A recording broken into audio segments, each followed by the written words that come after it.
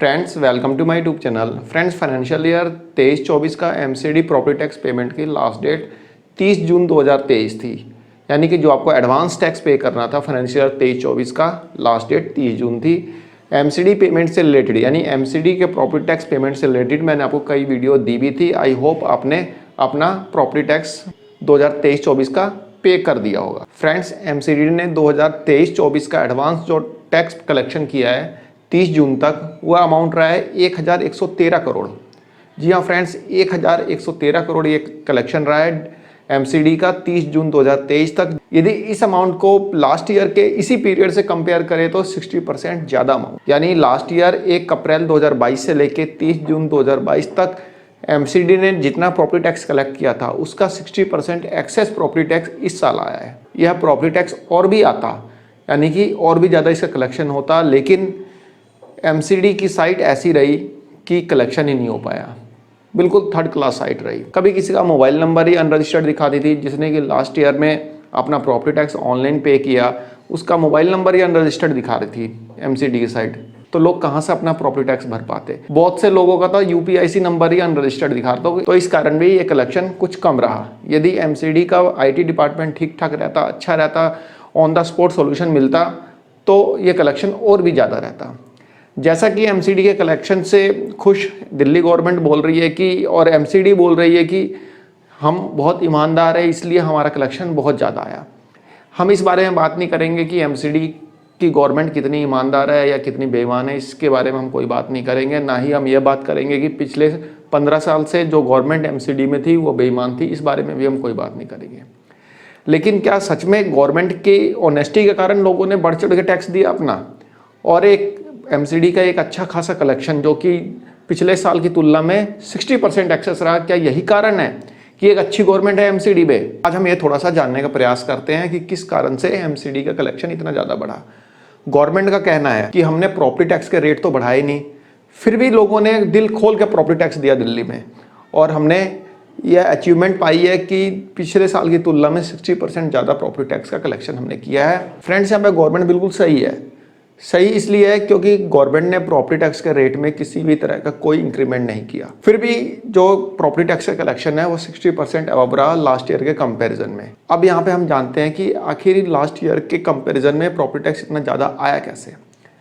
Friends पिछले सालों में यदि आप प्रॉपर्टी टैक्स पिछले सालों से भर रहे हैं, पिछले साल में भी आपने भरा है, तो 30 जून तक प्रॉपर्टी टैक्स पे करने पे आपको एक लमसम रिबेट मिलती थी। वो लमसम रिबेट मिलती थी 15% की।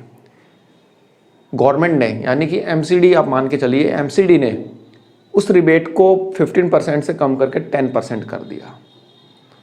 उस रिबेट को 15% से कम करके 10% कर दिया। डायरेक्ट रेट में नहीं बढ़ाया, यानी प्रॉपर्टी टैक्स के रेट जो फिक्स है अलग अलग कैटेगरी की कॉलोनीज के लिए, उस रेट में एमसीडी ने किसी भी तरह का कोई इंक्रीमेंट नहीं किया। लेकिन जो 15% की लमसम रिबेट मिलती थी उस रिबेट को कम करके 10% कर दिया, इसलिए प्रॉपर्टी टैक्स का कलेक्शन बढ़ा। दूसरी चीज़, ग्रुप हाउसिंग सोसाइटीज़ में रहने वाले लोगों को एक लमसम रिबेट मिलती थी 20% की। जो लोग ग्रुप हाउसिंग सोसाइटी में रहते हैं और जिन्होंने प्रीवियस ईयर में अपना प्रॉपर्टी टैक्स पे किया है उनको पता होगा कि 20% की रिबेट मिलती थी। मतलब टोटल प्रॉपर्टी टैक्स जितना भी बना उस पर सीधा सीधा 20% की रिबेट मिल जाती थी, और रिबेट मिलने के बाद जो बैलेंस बचता था वो आपको प्रॉपर्टी टैक्स पे करना होता था। लेकिन इस साल से यानी फाइनेंशियल ईयर 2023-24 से आपको मिलने वाली 20% की रिबेट को गवर्नमेंट ने ख़त्म कर दिया। गवर्नमेंट ने रेट नहीं बढ़ाए प्रॉपर्टी टैक्स के, जो भी कैटेगरीज में जो रेट लगते थे वो तो रेट हैं ही, लेकिन गवर्नमेंट ने ग्रुप हाउसिंग सोसाइटीज़ में रहने वाले लोगों को मिलने वाली 20% रिबेट को ज़ीरो कर दिया। इस तरह भी गवर्नमेंट का प्रॉपर्टी टैक्स इंक्रीज़ हुआ। तीसरी चीज़, प्रॉपर्टी टैक्स कैलकुलेशन में अलग अलग फैक्टर्स, अलग अलग कंपोनेंट्स यूज़ होते हैं, जैसे कि age factor, structure factor, occupancy factor, जो कि प्रॉपर्टी टैक्स कैलकुलेट करने के लिए इनका यूज़ किया जाता है। तो गवर्नमेंट ने रेट में किसी भी तरह की कोई इंक्रीमेंट नहीं किया, इन फैक्टर्स को चेंज कर दिया। जहां इन फैक्टर्स का कोड 1 होता था उसको 1.2 कर दिया, 1.1 कर दिया। इस तरह से इन फैक्टर्स का कोड चेंज होने से भी प्रॉपर्टी टैक्स बढ़ा, यानी कि प्रॉपर्टी टैक्स का बोझ आम लोगों पे बढ़ा। तो प्रॉपर्टी टैक्स का बोझ लोगों पे बढ़ गया तो गवर्नमेंट के पास तो सीधी सी बात है कलेक्शन ज़्यादा आएगा ही आएगा। भाई जब आपने अलग अलग फैक्टर्स में इंक्रीमेंट कर दिया लेकिन प्रॉपर्टी टैक्स के रेट में इंक्रीमेंट नहीं किया, तो प्रॉपर्टी टैक्स का कलेक्शन तो ज़्यादा होगा ही होगा, लोगों को तो प्रॉपर्टी टैक्स पे करना ही है ना भाई। जो लोग रेगुलर पे कर रहे हैं, ऐसा तो है नहीं कि 500 रुपये बढ़ गया तो वो प्रॉपर्टी टैक्स पे करना ही बंद कर देगा। प्रॉपर्टी टैक्स तो पे करेगा ना। अननेसेसरी का नोटिस आ जाएगा एमसीडी से और धक्के खाता रहेगा एमसीडी का ऑफिस में और उसको दबाया जाएगा वहाँ पे। फ्रेंड्स, गवर्नमेंट ईमानदार है नहीं है ये अलग बात है, लेकिन एमसीडी जो है सबसे करप्ट डिपार्टमेंट है इंडिया के। सबसे करप्ट डिपार्टमेंट, सबसे करप्ट निगम में सबसे करप्ट निगम है एमसीडी। बीएमसी को देखो भाई साहब, जितना काम करके देती है ना बीएमसी में, मुंबई म्युनिसिपल कॉरपोरेशन, तो इतना एमसीडी कभी नहीं कर सकती। एमसीडी तो बस क्या बताएं, जो लोग एमसीडी के पल्ले पड़े हैं उनको पता होगा कि कितना काम करके देती है। खैर छोड़िए, हमारा टॉपिक है यहाँ पे एमसीडी का प्रॉपर्टी टैक्स कलेक्शन से रिलेटेड हम बात कर रहे हैं। फ्रेंड्स, एमसीडी में जब पिछली गवर्नमेंट थी तो एमसीडी ने पिछले साल लास्ट ईयर में एक स्कीम निकाली थी। स्कीम ये निकाली थी कि यदि आपका प्रॉपर्टी टैक्स पिछले किसी भी साल का पेंडिंग है, मतलब प्रीवियस आपके 10 साल का, 15 साल का, 8 साल का, 12 साल का कोई भी प्रॉपर्टी टैक्स आपका पेंडिंग आ रहा है, पिछले 8-10 सालों का भी, तो उस प्रॉपर्टी टैक्स को आपको भरना पड़ता था विद इंटरेस्ट, विद पेनल्टी। लेकिन गवर्नमेंट ने स्कीम निकाली थी समृद्धि स्कीम। समृद्धि स्कीम में क्या था, यदि आप अपना प्रॉपर्टी टैक्स 31 मार्च 2023 तक भर देते हैं तो आपको किसी भी तरह का इंटरेस्ट नहीं लगेगा, किसी भी तरह की पेनल्टी नहीं लगेगी, और वो भी सिर्फ आपको पिछले 6 साल का प्रॉपर्टी टैक्स भरना था। यानी कि सपोज डेट आपका 15 साल का प्रॉपर्टी टैक्स पेंडिंग है तो आपको सिर्फ 6 साल का प्रॉपर्टी टैक्स भरना है। आपके सारे के सारे प्रॉपर्टी टैक्स, पिछला जितना भी रहेगा प्रॉपर्टी टैक्स, वो सारा का सारा प्रॉपर्टी टैक्स आपका गवर्नमेंट ने माफ़ कर दिया था। और फर्दर इसके ऊपर कोई असेसमेंट भी नहीं होगी, यानी कि आपने प्रॉपर्टी टैक्स एक बार भर दिया तो उस पीरियड से रिलेटेड कोई भी एमसीडी का ऑफिशियल आपकी जांच नहीं कर सकता कि हाँ भाई आपने प्रॉपर्टी टैक्स भरा कि नहीं भरा। आपको हाथों हाथ, यानी कि प्रॉपर्टी टैक्स पेमेंट करने के बाद आपका नो ड्यूज सर्टिफिकेट ऑनलाइन ही जनरेट हो जा रहा था।